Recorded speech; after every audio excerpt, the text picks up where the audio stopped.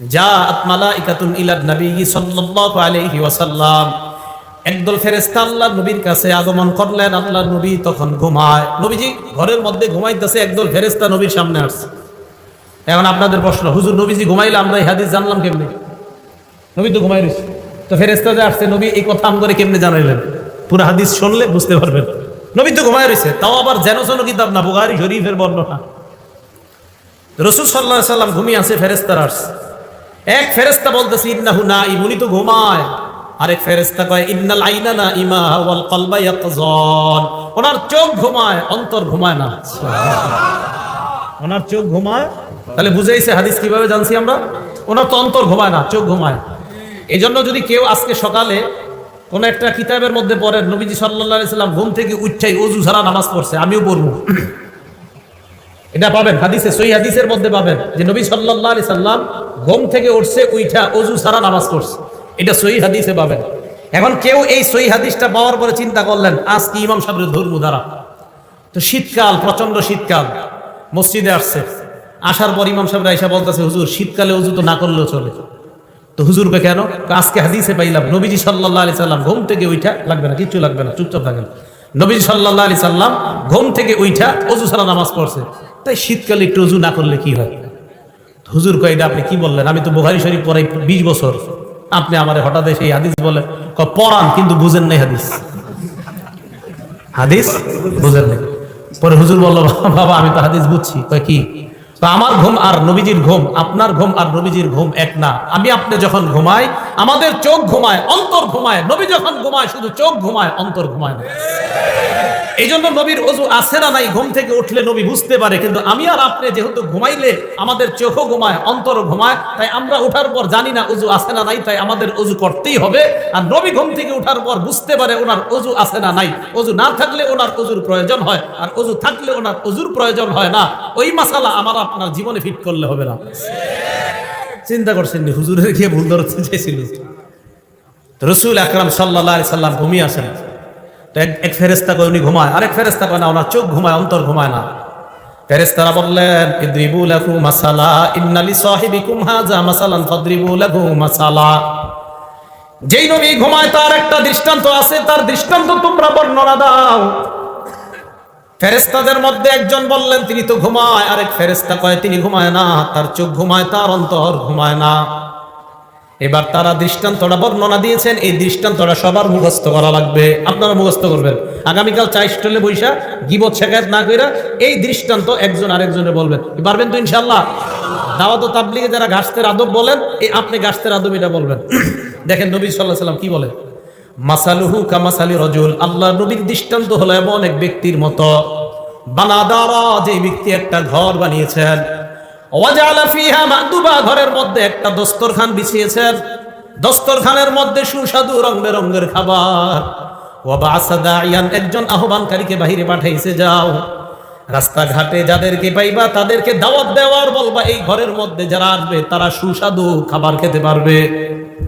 ফামান আজাবাদ দাইয়া দাখালাদ দার ওয়া আকালা মিনাল মাদুবা। তো একজন আয়েশা বলছে ভাইও অমুক ঘরে সুন্দর দস্তরখান আছে, আপনারা আসেন, যারা যারা খাবেন। একদল তার কথা সত্য মনে করছে, করার পর ঘরে গেছে, সত্যি সত্যি দস্তরখানের সুস্বাদু খাবার খাইছে। অমাল্লাম ইউজিবিদ দাইয়া, আরেকদল তার কথা সাড়া দেয় নাই, ওয়ালাম ইয়াকুলিদ দার, ঘরের মধ্যেও ঢুকে নাই, ওয়ালাম ইয়াদখুলিদ দার, ঘরের মধ্যেও প্রবেশ করে নাই, ওয়ালাম ইয়াকুল মিনাল মাদুবা, দস্তরখানের খাবারও খায় নাই। তাহলে যিনি ঘোষণা দিছে তার কথা বিশ্বাস করার ক্ষেত্রে দুই দল, একদল বিশ্বাস করছে, ঘরে গেছে, দস্তরখানের খাবার খাইছে, আরেক দল বিশ্বাস করে নাই, ঘরেও যায় নাই, দস্তরখানের খাবারও খায় নাই। এই কথা ফেরেশতা একদল আরেক দলের সাথে বলা বলি করে, আমার নবী ঘুমায় আছে, তবে নবীর চোখ ঘুমাইতেছে, অন্তর দ্বারা সব উপলব্ধি করতেছে। এই কথা বলার পর ফেরেশতারা বললেন আউযিলুহা লাহু, এটার ব্যাখ্যা দিয়ে দাও, এই যে কথাটা বললাম এটার ব্যাখ্যা দাও। এবার ফেরেশতারা ব্যাখ্যা দিতে লাগলেন, ফাদ্দারাল জান্নাহ, ঘরের দৃষ্টান্ত হলো আল্লাহর জান্নাত, দস্তরখানের দৃষ্টান্ত হলো সুস্বাদু খাবার। জান্নাত যিনি বানিয়েছেন তিনি হলেন আল্লাহ, আল্লাহ জান্নাত বানাইলেন, দস্তরখান বিছাইলেন, একজন আহ্বানকারী পাঠাইলেন। এই আহ্বানকারী অন্য কেউ নয়, এই আহ্বানকারী হলেন যিনি ঘুমিয়ে আছেন, মুহাম্মদ সাল্লাল্লাহু আলাইহি ওয়াসাল্লাম। তাহলে মুহাম্মদ সাল্লাল্লাহু আলাইহি ওয়াসাল্লাম আমাকে আপনাকে ডাকতেছে ওই ঘরের দিকে, ওই দস্তরখানের দিকে। নবীর কথা মানার ক্ষেত্রে আমাদের মধ্যে দুই দল। এক দল কথা বিশ্বাস করে ঘরের মধ্যে যায়, এর মানে যারা নবীর কথা মানবে তারা আল্লাহর জান্নাতের মেহমান, তাহলে তারা জান্নাতের মেহমান হবে। শেষে কি বলে দেখেন, ফামান আতা মুহাম্মাদান সাল্লাল্লাহু আলাইহি ওয়াসাল্লাম, যারা আল্লাহর নবীর কথা মেনে নেয় তারা আল্লাহর অনুসারী হয়ে যায়। ওমান আসা মুহাম্মাদান সাল্লাল্লাহু আলাইহি ওয়াসাল্লাম, যারা নবীর কথা না মানে তারা আল্লাহর নাফরমান বান্দা হয়ে যায়। তাহলে দুইটা, একটা নবীরে মানা আর একটা নাফরমানি করা। বলেন আমরা কোনটা মানবো না নাফরমানি করব? মানবো, কারণ এই যে সূরা হাশরে ওয়াদা করছি নবী যা বলবে তা গ্রহণ করব। ভুলে গেছে? কোরআনে না ওয়াদা করছি যে আল্লাহ বলছে নবীরে যা দিয়েছি তা গ্রহণ করবা। আমি গুরুত্বপূর্ণ একটা কথা বলার জন্য শুধু এগুলো বুঝাইতেছি যে আল্লাহ বলছে আমি যা দিয়েছি নবীরে তা গ্রহণ করো, আর আমরাও নবীর থেকে জানলাম হ্যাঁ নবী আপনি আমাদেরকে যা দিবেন আমরা অঙ্গীকারাবদ্ধ গ্রহণ করব। সাহাবা উবাদা ইবনে সামিত রাদিয়াল্লাহু তাআলা আনহু কি বলেন দেখেন, নাসাই শরীফ হাদিস নাম্বার 4149 নম্বর হাদিস। তিনি বলেন বায়া'আন নবী সাল্লাল্লাহু আলাইহি ওয়াসাল্লাম আলা সামঈ ওয়াত তাআ, আমরা নবীর হাতে হাত রেখে বায়াত হলাম আলা সামঈ, নবীর কথা শুনবো, ওয়াত তাআ, নবীর কথা মানবো। বলেন নবীর কথা, নবীর কথা কেন সূরা হাশরে ওয়াদা করছি নবী যা বলবে তা গ্রহণ করব। এখন উবাদা ইবনে সামিত বলেন আমরা নবীর কাছে বায়াত হলাম, নবীর কথা শুনবো, নবীর কথা মানবো। কোন ক্ষেত্রে দেখেন কি বলে, ফিল ইউসরি ওয়াল উসরি, আমার অনুকূলে হলেও নবীর কথা মানবো, আমার প্রতিকূলে হলেও নবীর কথা মানবো। মানে আমার পক্ষে গেলেও মানবো, আমার বিপক্ষে গেলেও মানবো, কারণ কথাটা আমার নবীর। ওয়াল মানশাতি ওয়াল মুকরাহ, মানসাদ মানে সুখেও মানবো, মুকরাহ মানে দুঃখেও মানবো। তাহলে সুখের সময় আমার নবীকে মানবো, দুঃখের সময় নবীকে মানবো। এরপরে বলতেছে ওয়া আল্লা নুনাজি আল আমর আহলা, যোগ্য মানুষ যদি যোগ্যতার আসনে বসে যায় এটার বিরোধিতা আমরা করব না, এই মর্মে আমরা বায়াত হলাম। আর যদি অযোগ্য ব্যক্তি যোগ্যতার আসনে বসে যায় এটার বিরোধিতা করা ফরজ হয়ে যায়। এটা এই মর্মে বায়াত হয়েছে সাহাবারা। আর কি ওয়ান্নাকুমা বিল হক্কি হাইসু লা নাখাফু ফিল্লাহি লাওমাতা লাইম, হক কথা বলতে কখনো আমরা কাউকে ভয় করব না, এই মর্মে নবীর কাছে আমরা বায়াত হলাম। তাহলে নবীর কাছে আমরা বায়াত হলাম, নবী যা বলবে তা শুনবো এবং মানবো। কেন? সূরা হাশরে আমরা ওয়াদা করলাম, আল্লাহ বলছেন আমার নবীকে যা দিলাম তোমরা তা গ্রহণ করো। এখন নবী আমাদেরকে কি নিষেধ করছে আর কি আদেশ করছে দেখেন তো একটু। নাসাই শরীফ হাদিস নাম্বার 4161 নাম্বার হাদিস, ক্বালা রাসূলুল্লাহ সাল্লাল্লাহু আলাইহি ওয়াসাল্লাম, আল্লাহ নবী বলেন বায়ুইনি আলা আল্লা তুশরিকু বিল্লাহি শাইআ, আমার কাছে তোমরা বায়াত হও তোমরা আল্লাহর সাথে শিরিক করবে না। তাহলে ওই যে আবার কোরআনে বলছে নবী যা বলবে তা মানবো, নবী বলছে শিরিক করা যাবে না, তাহলে শিরিক করা, শিরিক করা। সেজদা কাকে দিতে হয়? যদি মাজারে সেজদা দেওয়া হয় শিরিক। আর শিরিক বলেন মাজারে সেজদা দিলে সেজদা দিতে হয় কাকে? আল্লাহকে। আল্লাহ বলছে শিরিক করো না, নবীও বলছে শিরিক করো না, তো নবীর কথা কেন মানবো? আল্লাহ বলছে নবী যা দেয় এটা গ্রহণ করো। তাহলে এক নাম্বার শিরিক করো না, এই মর্মে বায়াত হও, তো আমরা বায়াত হলাম। ওয়ালা তাসরিকু, তোমরা চুরি করবে না, বায়াত হও। ওয়ালা তাজিনু, তোমরা ব্যভিচার করবে না, জিনা করবে না, বায়াত হও। জিনা কারে কয়? মানে আমাদের মাথায় একটা এসে বলে যে জিনা মনে হয় ওইটা, না না, সহিহ বুখারী 6612 6612 নাম্বার হাদিস।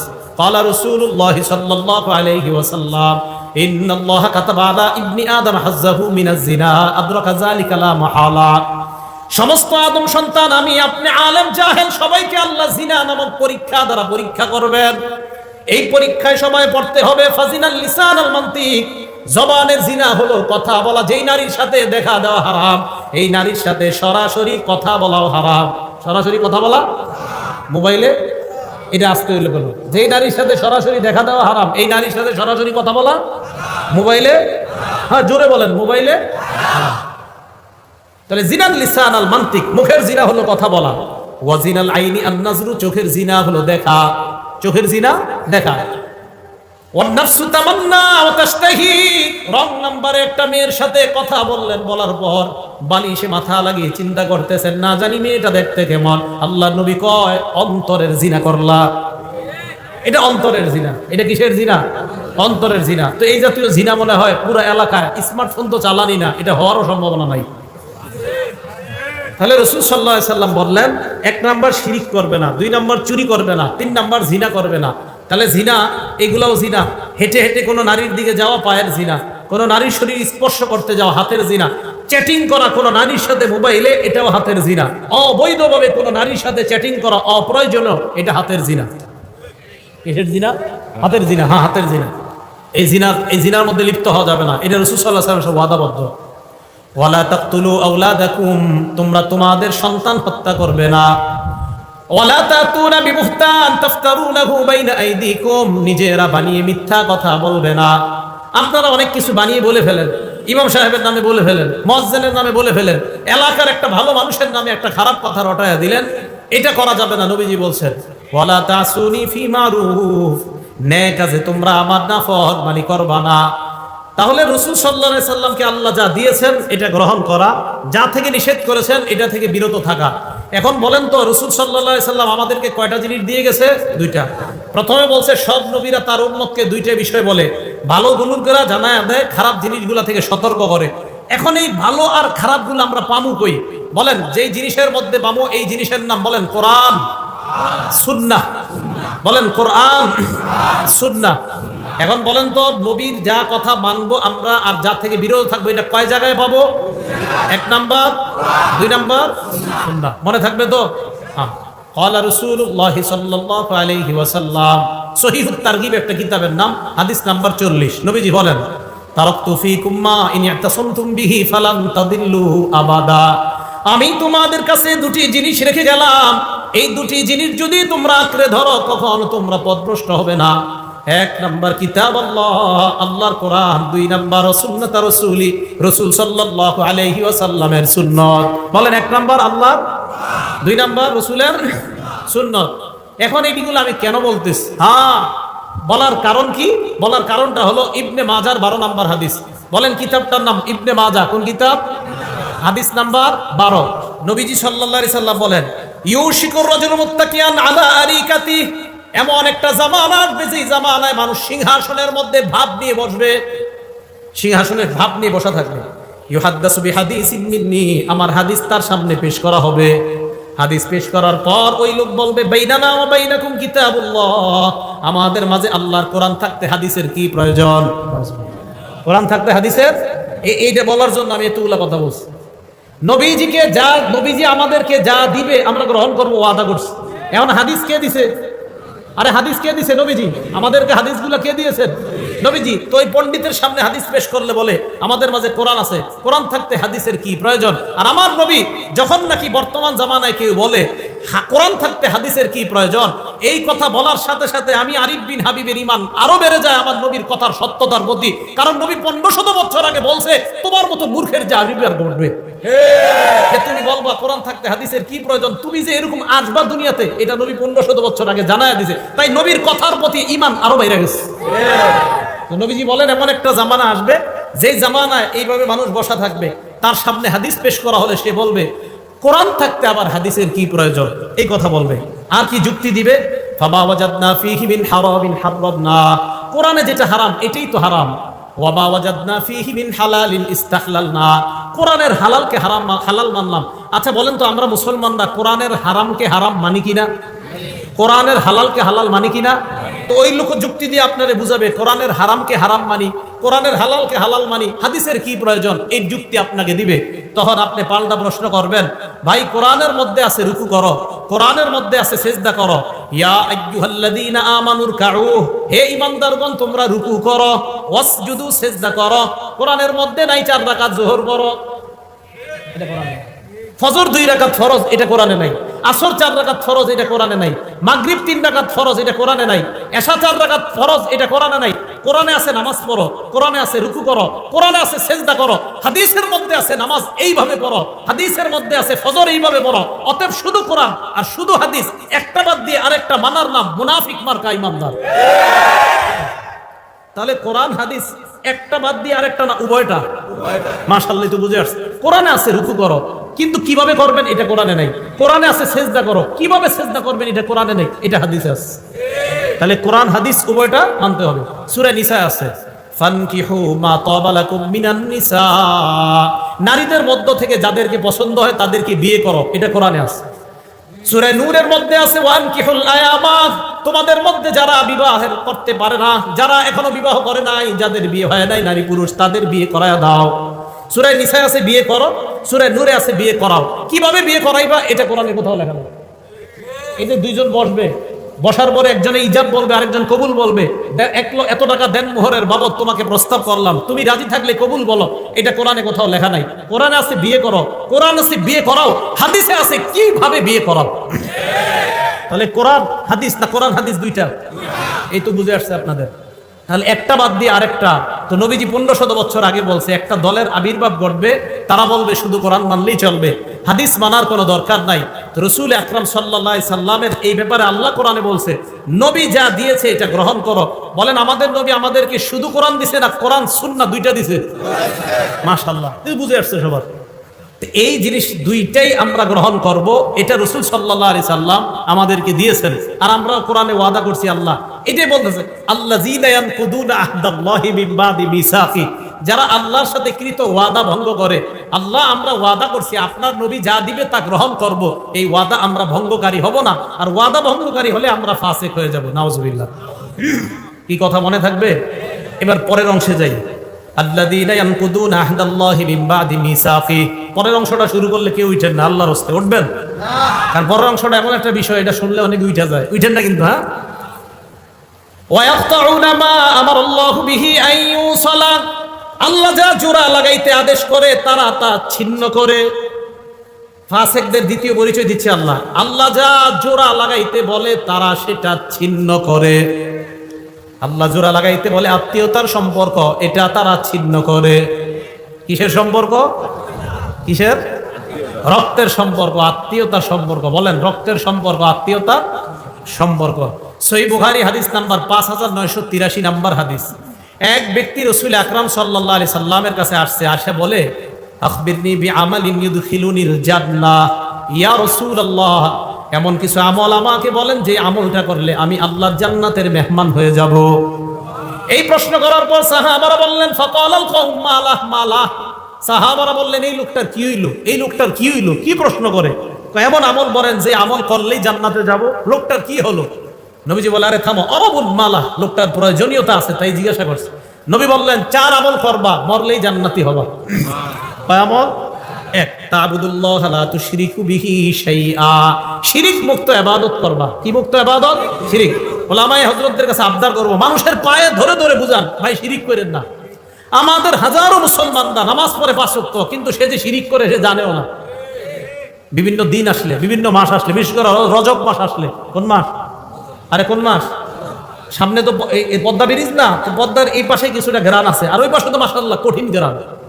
গ্রান মানে গন্ধ, বেদাতের গন্ধ। বেদাতের তো গ্রান হয় না, গন্ধ। কি হয়? গন্ধ। তো দেখেন, 1 নাম্বার তা'বুদুল্লাহ, আল্লাহর ইবাদত করবা, শিরিক করা যাবে না। 2 নাম্বার তুকিমুস সালাত, সালাত কায়েম করবা। 3 নাম্বার তুতিজ যাকাত, যাকাত আদায় করবা।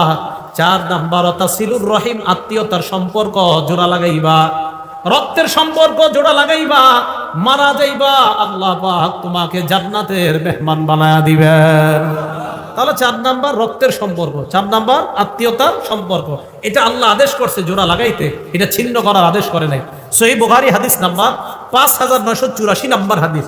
এই হাদিসের মধ্যে আসছে, ক্বালা রাসূলুল্লাহ সাল্লাল্লাহু আলাইহি ওয়াসাল্লাম, লা ইয়াদখুলুল জান্নাতা কাতিউন, আত্মীয়তার সম্পর্ক ছিন্নকারী জান্নাতে প্রবেশ করবে না।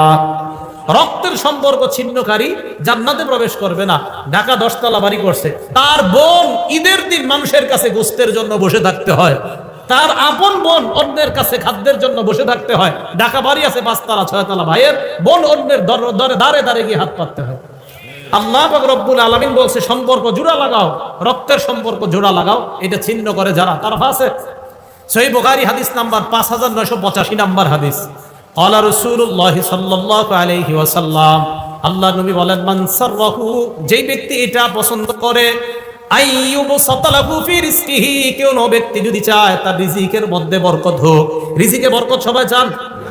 2 নাম্বার ওয়ায়ুনসালাহু ফি ইসরিহি বা আসরিহি, কেউ যদি চায় তার হায়াতে বরকত। বলেন কয় জিনিসে বরকত? রিজিকে, হায়াতে। বলেন রিজিকে, যদি এই দুই জিনিসে কেউ বরকত চায়, নবী বলেন ফালইয়াসিল রহিমা, সে যেন রক্তের সম্পর্ক জোড়া লাগায়, আল্লাহ তার রিজিকে এবং হায়াতে বরকত দান করবে। বলেন রিজিক আর হায়াতে বরকত দানের কয় উপায়? মানে না, উপায় একটা। রিজিক আর হায়াতে বরকত হবে একটা আমল করলে, রিজিক আর হায়াতে ভরপুর বেশি বরকত হবে একটা আমল করলে, সেটা হলো রক্তের সম্পর্ক জোড়া লাগাইলে। রক্তের সম্পর্ক জোড়া লাগাইলে রিজিকে বরকত হবে, হায়াতে বরকত হবে। এটা আজীব হাদিস শোনেন, সহিহ বুখারী হাদিস নাম্বার 5987 নাম্বার হাদিস। ইন্নাল্লাহা খালাকাল খালকা, আল্লাহ সৃষ্টি বানাইলেন, আসমান জমিন বানাইলেন। বানানোর পর হাত্তা ইদা ফারাগা মিনাল খালকি, আল্লাহ যখন সৃষ্টি থেকে অবসর হলেন, দেখেন কি কামাতির রহিম, রক্তের সম্পর্কটা আল্লাহর সামনে দাঁড়ায় গেছে। আরে আমি আপনারা কিন্তু সম্পর্কটা এটা কেমনে দাঁড়াইছে আল্লাহ জানে, দাঁড়াইছে। দাঁড়ানোর পর আল্লাহকে বললেন, আল্লাহ হাযা মাকামুল আইজি বিকা মিনাল কাতিআ, আল্লাহ রক্তের সম্পর্ক যারা ছিন্ন করে তাদের থেকে পানা চাওয়ার আপনিই তো শ্রেষ্ঠ জায়গা, তাই আমি আপনার সামনে দাঁড়াইলাম। আল্লাহ বললেন, আমা তারদাইনা আন আসিলা মান ওয়াসালাক, তুমি কি সন্তুষ্ট না যারা তোমাকে রক্ষা করবে? আমি ওয়াদা করলাম, আমি আল্লাহ তাদেরকে রক্ষা করার ওয়াদা করলাম। রক্তের সম্পর্ককে আল্লাহ বললেন, ভাই ভাইকে যদি সম্পর্ক রক্ষা করে, ভাই বোনের সম্পর্ক যদি রক্ষা হয়, রক্ত আর আত্মীয়তার বন্ধন যদি রক্ষা হয়, আমি আল্লাহ ওই ব্যক্তিকে রক্ষা করব। এরপরেরটা কি কইছে? ওয়া আকতা মান কাতা, তোমাকে যারা ছিন্ন করবে আমি আল্লাহ তাকে ছিন্ন করব। আত্মীয়তার সম্পর্ক যে ছিন্ন করবে আমি তাকে ছিন্ন করব। আল্লাহ আমাদের সকলকে আত্মীয়তার সম্পর্ক জোড়া লাগানোর তৌফিক দান করেন। অনেকে প্রশ্ন করে, হুজুর আমার আত্মীয় যদি আমার সাথে খারাপ ব্যবহার করে আমি কি করব? করে না? জবাব আসতেছে, আগে শুনেন। সহিহ বুখারী হাদিস নাম্বার 5990 নাম্বার হাদিস। ক্বালা রাসূলুল্লাহ সাল্লাল্লাহু আলাইহি ওয়াসাল্লাম, আল্লাহ নবী বলেন, ওয়ালাকিন লাহুম রাহিমুন আবুল্লু বিবালালিহা, নবীজি বলেন আত্মীয়তার সম্পর্কে আর একটা রস আছে। আত্মীয়তার সম্পর্কের যে রস, এই রসের মাধ্যমে এই আত্মীয়তার সম্পর্ককে আমি প্রাণবন্ত করে রাখি, সজীব করে রাখি। রক্তের সম্পর্ককে আমি সজীব করে রাখি, প্রাণবন্ত করে রাখি সবসময়। এবার প্রশ্নের উত্তর নেন। যারা বলেন, হুজুর আমার বোন তো আমার সাথে কথা বলে না, আমার ভাই আমার সাথে কথা বলে না, আসেনি এই অভিযোগ। হ্যাঁ, এখন তাদের অভিযোগের জবাব নবীজি দিয়ে দিছে, আমি কি দিব? সহিহ বুখারী হাদিস নাম্বার 5991 নাম্বার হাদিস। ক্বালা রাসূলুল্লাহ সাল্লাল্লাহু আলাইহি ওয়াসাল্লাম, আল্লাহ নবী বলেন, লাইসাল ওয়াসিলু বিল মুকাফি, কয় শুধুমাত্র আমি আমার ভাইয়ের সাথে সম্পর্ক জোড়া লাগাইলাম এটার নামই আত্মীয়তার সম্পর্ক রক্ষাকারী এমন না, এটা তো আত্মীয়তার সম্পর্ক রক্ষা হচ্ছেই। নবীজি বলেন, প্রকৃত আত্মীয়তার সম্পর্ক রক্ষাকারী ওই ব্যক্তি, ওয়ালাকিনিল ওয়াসিলুল্লাযী ইযা কুতিআত রাহিমুহু ওয়াসালাহা, নবী বলেন প্রকৃত আত্মীয়তার সম্পর্ক রক্ষাকারী ওই ব্যক্তি, যখন আত্মীয়তার সম্পর্ক কেউ ছিন্ন করে ওই ব্যক্তি আগে বেড়ে সেটাকে রক্ষা করে। আপনার বোন আপনার সাথে কথা বলে না, বাস না বলুক, আপনি আত্মীয়তার সম্পর্ক রক্ষা করেন। আমি আপনাদেরকে একটা বাংলা বলে যাই, আপনি দেখবেন আপনার ভাইয়েরা বোনেরা আপনারে ঠকাইতেছে, আপনি বুঝতেছেন, এরপরেও আপনি তাদের সাথে সুন্দর সম্পর্ক রাখতেছেন কেন? যে নবী বলছে আত্মীয়তার সম্পর্ক ঠিক রাখতে। আপনি দেখবেন 2, 4, 5, 10 মাস পরে আপনি খোঁজ নিয়ে দেখবেন তাদের সবার চাইতে আপনি ভালো আছেন। দেখেন, যদিও আপনি বাহ্যিকভাবে দেখতে একটু হেরে যাচ্ছেন, বাহ্যিকভাবে আপনি একটু ফেল হয়ে যাইতেছেন, তাদের চেয়ে দেখা যাচ্ছে আল্লাহ আপনাকে ভালো রাখবে, এই কথা মনে রাখেন।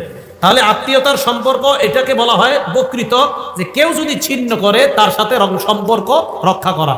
আর আত্মীয়তার সম্পর্ক ছিন্ন করা মানে ফাসিক হওয়া, আত্মীয়তার সম্পর্ক ছিন্ন করা মানে জাহান্নামে যাওয়া। আল্লাহ হেফাজত করেন। মুসলিম শরীফের হাদিস, জান্নাতুল ফেরদাউসের উপরে হলো আরশ, সুবহানাল্লাহ। হাদিসে আসছে আল ফিরদাউস আলা জান্নাহ, জান্নাতুল ফেরদাউস হলো জান্নাতের সবচেয়ে উঁচু জায়গাটা। এই হাদিসের মধ্যে নবী বলেন, ওয়ামিন ফাওকিহা আল আরশ, জান্নাতুল ফেরদাউসের উপরে হলো আরশ। এবার মুসলিম শরীফের হাদিস শুনেন, আর রহিমু মুআল্লাকাতুন বিল আরশ, রক্তের সম্পর্কটা এই এখনো আরশের সাথে ঝুলে রয়েছে। এইভাবে ঝুলে ঝুলে রক্তের সম্পর্ক আর আত্মীয়তার সম্পর্ক বলতে থাকে, মান ওয়াসালানি ওয়াসালাহুল্লাহ, আমাকে যারা রক্ষা করে আল্লাহ যেন তাদেরকে রক্ষা করে। অমান কতানি কতাহুল্লাহ, রক্তের সম্পর্ক ঝুলে ঝুলে বলে আমাকে যারা ছিন্ন করে আল্লাহ যেন তাদেরকে ছিন্ন করে দেয়। নাউজুবিল্লাহ। রক্তের সম্পর্ক আরশের সাথে ঝুলে ঝুলে বলে আমাকে যারা রক্ষা করে আল্লাহ যেন তাদেরকে রক্ষা করে, আমাকে যারা ছিন্ন করে আল্লাহ যেন তাদেরকে ছিন্ন করে। আল্লাহ আমাদের সকলকে রক্তের সম্পর্ক রক্ষা করার তৌফিক দান করে। আবু দাউদ শরীফ হাদিস নাম্বার 4902 নাম্বার হাদিস, নবীজি সাল্লাল্লাহু আলাইহি সাল্লাম বলেন, মা মিন আজদারু আইয়ু আজ্জিলাল্লাহু লি সাহিবিহিল উকুবাতা ফিদ দুনিয়া ওয়া মা ইয়াদখিরু লাহু ফিল আখিরাহ মিসলুল বাগী ওয়া কাতিআতির রাহিম। রাসূল সাল্লাল্লাহু আলাইহি সাল্লাম বলেন, কোন অপরাধ এত ভয়ঙ্কর না, রক্তের সম্পর্ক ছিন্ন করা এত ভয়ঙ্কর অপরাধ, আত্মীয়তার সম্পর্ক ছিন্নকারীকে আল্লাহ দুনিয়াতে তো শাস্তি দিবেই, আখিরাতেও যে তার জন্য কি ভয়ঙ্কর শাস্তি আল্লাহ প্রস্তুত করে রাখছে, অন্য কোনো অপরাধের জন্য এত ভয়ঙ্কর শাস্তি রাখছে কিনা নবী বলে আমার জানা নাই। এই অপরাধের জন্য আল্লাহ যেই পরিমাণ শাস্তি আল্লাহ প্রস্তুত করে রাখছে, তাহলে আত্মীয়তার সম্পর্ক ছিন্নকারীকে দুনিয়াতেও শাস্তি দিবে, আখিরাতেও শাস্তি দিবে। আবু দাউদ শরীফের হাদিস, সহিহ বুখারী হাদিস নাম্বার 6138 নাম্বার হাদিস। বলেন আল্লাহরে বিশ্বাস করি কারা কারা? হাত উঠায় রাখেন, বিশ্বাস করি সবাই? তাহলে হাত উঠায় হাদিসটা শুনেন। ক্বালা রাসূলুল্লাহ সাল্লাল্লাহু আলাইহি ওয়াসাল্লাম মান কানা ইউমিনু বিল্লাহি ওয়াল ইয়াউমিল আখির। রাসূল সাল্লাল্লাহু আলাইহি ওয়াসাল্লাম বলে, যে আল্লাহ বিশ্বাস করে, করি তো, এবং আখিরাত বিশ্বাস করে, করি, ফালইয়াসিল রহিমা, সে যেন আত্মীয়তার সম্পর্ক রক্ষা করে। হাত উঠায় রাখেন। আত্মীয়তার সম্পর্ক রক্ষা করা মানে আল্লাহরে বিশ্বাস করা, আত্মীয়তার সম্পর্ক রক্ষা করা মানে আখিরাত বিশ্বাস করা। তাহলে আমরা আল্লাহ মানি, আখিরাত মানি, তাহলে রক্তের সম্পর্ক ছিন্ন হয়ে থাকলে তার সাথে রক্তের সম্পর্ক জোড়া। আল্লাহ তৌফিক দান করেন। ভাই কথা বলে না, আপনি আগায় কথা বলবেন। বোন কথা বলে না, আপনি আগায় কথা বলবেন। আপন ভাই ভাইকে 40 বছর একজন আরেকজনের চেহারা দিয়ে তাকান, কত বড় ভয়ঙ্কর কথা। বাবা চাচার সাথে কথা বলে না দেখা ভাতিজাও চাচারে সালাম দেয় না। আরে এটা কেমন কথা? আপনার বাবা আর চাচার মধ্যে একটু দ্বন্দ্ব হয়েছে, এটা ভাই ভাইয়ের অভিমানের ব্যাপার। আপনি ভাতিজা চাচারে দেখলে সালাম না দিয়ে আরেক রাস্তায় কিভাবে যান? এটা কেন? এটা যেন না হয়। ইবনে মাজাহ 3251 নম্বর হাদিস। রাসূল আকরাম সাল্লাল্লাহু আলাইহি সাল্লাম বলেন, নিরাপদে কারা কারা জান্নাতে যাইতে চাও? নিরাপদে সবাই জান্নাতে যাইতে চাই? রাসূল আকরাম সাল্লাল্লাহু আলাইহি সাল্লাম বলেন, নিরাপদে যদি জান্নাতে চাইতে চাও কয়েকটা আমল করবা। ইয়া আইয়ুহান নাস আফশুস সালাম, হে মানুষ তোমরা সালাম দাও। ওয়া আতিমুত তাআম, তোমরা খাবার খাওয়াও। ওয়া সিলুল আরহাম, রক্তের সম্পর্ক রক্ষা করো। ওয়া সাল্লু বিল লাইলি ওয়ান নাসু নিয়াম, রাতের বেলা মানুষ যখন ঘুমায় তখন তাহাজ্জুদের নামাজ পড়ো। তাদখুলুল জান্নাতা বিসালাম, মরো আর নিরাপদে জান্নাতে প্রবেশ করো। সালাম দাও, 2 নাম্বার খাবার খাওয়াও, 3 নাম্বার আত্মীয়তার সম্পর্ক রক্ষা করো, 4 নাম্বার রাতের বেলা তাহাজ্জুদের সালাত পড়ো, নিরাপদে জান্নাতে প্রবেশ করো। কথা কি বুঝে আসছে সবার? তাহলে ফাসেক কারা? আল্লাযীনা ইয়ানকুদুনা আহদাল্লাহ, যারা আল্লাহর সাথে কৃত অঙ্গীকার ওয়াদাকে যারা ভঙ্গ করে। আর আল্লাহর ওয়াদা কি কি, এই ব্যাপারে আমরা নবীজির বিস্তর অনেকগুলো আলোচনা করলাম। এরপরে ওয়ায়াকতাউনা মা আমারাল্লাহু বিহি আইয়ুসালা, আল্লাহ যা জোড়া লাগাইতে বলে এটা যারা ছিন্ন করে। 3 নাম্বার ওয়ায়ুফসিদুনা ফিল আরদ, যারা জমিনে ফাসাদ সৃষ্টি করে, শান্তির পরিবর্তে যারা অশান্তি সৃষ্টি করে, তাদেরকে আল্লাহ ফাসিক বললেন। শেষে আল্লাহ বলেন উলাইকা হুমুল খাসিরুন, তারা হলো ক্ষতিগ্রস্ত। ভাই আপনাদের কাছে হাত জোর করে আবদার, আমি আপনি মরার সময় আমার আপনার নামের পিছনে যেন ক্ষতিগ্রস্ত শব্দটা লেখা না হয়, আমার আপনার নামের পাশে যেন সফল ইমানদার লেখা হয়ে যায়। আজকে এই মুহূর্ত থেকে চেষ্টা করা, আল্লাহ সফল মুমিন বানায়া কবরে যাওয়ার সময়ও সফল মুমিন ঘোষণা করে আমার মৃত্যুটা দিয়ে আপনি আমাকে কবরে নিয়েন, এই দোয়া আল্লাহর কাছে করা। আল্লাহ পাক রব্বুল আলামিন আমাদের সকলকে সূরা বাকারার এই আয়াতের যে শিক্ষা, 1 নাম্বার আল্লাহর ওয়াদা ভঙ্গ না করা, 2 নাম্বার রক্তের সম্পর্ক ছিন্ন না করা, 3 নাম্বার পৃথিবীতে অশান্তি সৃষ্টি না করা, এই অপরাধগুলো থেকে যেন বেঁচে থাকতে পারি আল্লাহ তৌফিক দান করেন। আমিন। ওয়া আখিরু দাওয়ানা আনিল হামদুলিল্লাহি রাব্বিল আলামিন।